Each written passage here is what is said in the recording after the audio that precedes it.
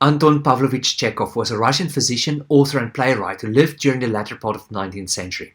And although he's widely regarded as one of the great masters of the short story, it's the book writing advice he gave that he's most famous for.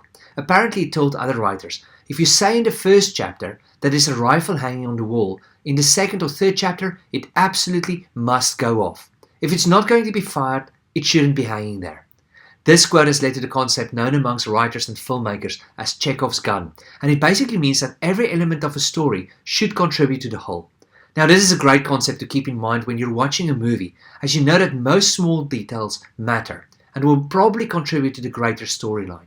For instance, if James Bond receives some gadget from Q at the beginning of a movie, you know he will probably use it at the end of that movie to save his or someone else's life.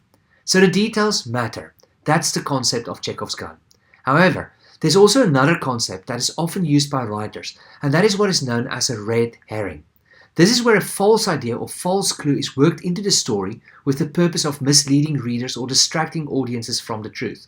A good example of this is in one of Sherlock Holmes' books, where he finds a note written in German, and readers think that the killer must be German, but that was just a red herring. You see, the concept actually comes from an English politician, William Cobbett, who wrote in an article that he once used a strong-smelling dried fish known as a red herring to throw hounds off the scent of a hare they were chasing.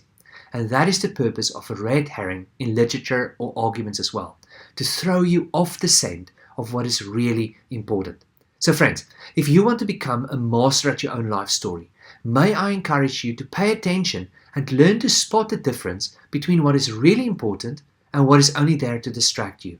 Decide that you are going to ignore red herrings and not be sidetracked from your purpose in life. At the same time, may you take some time to discover Chekhov's guns in your life, the seemingly small details, random encounters, neglected talents or forgotten resources that can actually make a massive difference. If you know the difference between red herrings and Chekhov's gun, it may just change the outcome of your story.